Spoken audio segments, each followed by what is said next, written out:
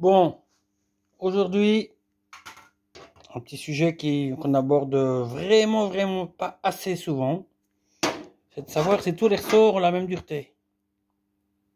Ressort de soupape, hein, ou n'importe quel ressort en même temps. Vous montrer un petit truc à la con qui fonctionne pas mal. Donc on a un ressort avec sa coupelle au-dessus, c'est important d'avoir la coupelle quand même. Voilà, et un tube. Je sais pas mesurer la longueur exactement, mais grosso modo 1,5 cm plus court que le ressort, quoi. Histoire que quand on comprime la coupelle, hop, je sens qu'elle vient embuter sur le bout de tube. C'est un bout de tube, je vais découper ça dans un vieux tube enveloppe. D'un moteur 1200, je sais plus, je sais pas quoi. Alors ouais, faites pas trop attention, c'est ma table de coupe de chez, hein, voilà. Donc on a besoin de quoi? Un serre-joint, le ressort, sa coupelle, le tube, et alors l'outil ultime. Je vais demander un cadeau à madame, je voulais une bagnole qui arrache, qui prenait le 0 à 100 en 2-3 secondes. Elle m'a offert ça. Et en effet, c'est rapide pour monter à 100. Hein. Oh, quel gros lard. Bon, on va voir que ça peut servir à autre chose qu'à s'apercevoir qu'on est gros. Hein. À savoir que le poids final qu'on va avoir, ce n'est pas vraiment important. Ce qui est important, c'est que les 8 ressorts arrivent au même poids.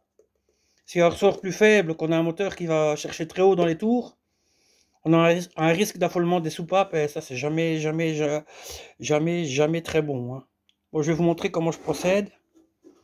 C'est hyper giga méga simple. Je vais vous mettre ici, comme ça. Faire la petite mise en place à la con. Ouais, on est en Belgique, hein, je sais que vous avez repéré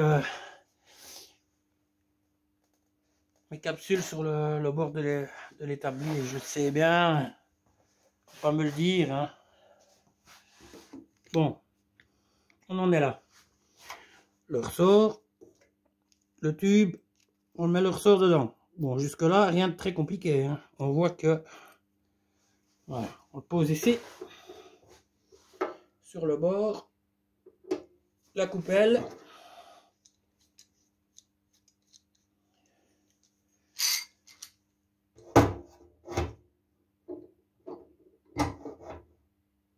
Hop. On va le mettre un peu plus près du bord pour mieux le comprimer. Voilà. On va comprimer le ressort. S'il veut bien, s'il est d'accord. Il ne veut pas.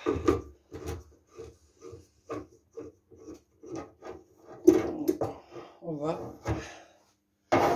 gentiment mettre une petite épaisseur là, et ça là, ça devrait aller avec ça.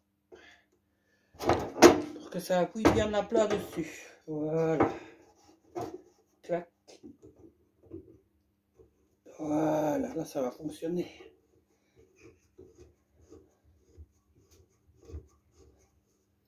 On ne veut pas. Voilà. Oh mon Dieu, pourquoi est-ce qu'il m'embête comme ça lui? Attends.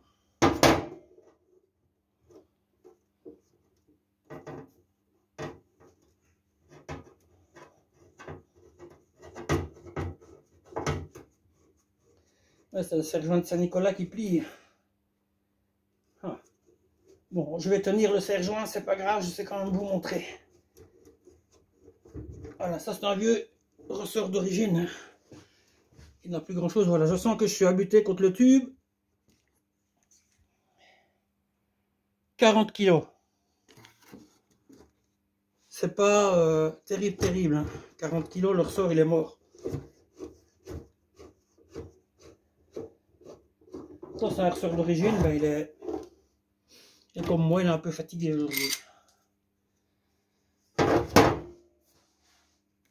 Donc d'habitude, en général, quand je le comprime en fonction de la longueur du tube, il faut le comprimer plus ou moins, bien sûr. Hein. J'arrive en général vers 70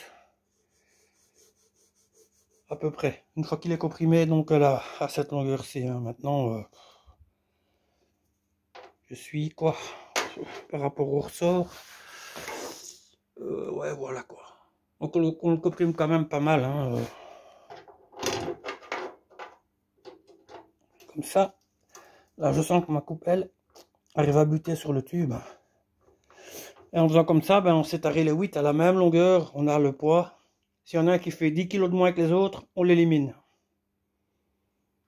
Bon les gars, on n'irait pas plus loin avec ça. 6 minutes quasiment, c'est déjà pas mal. Ciao.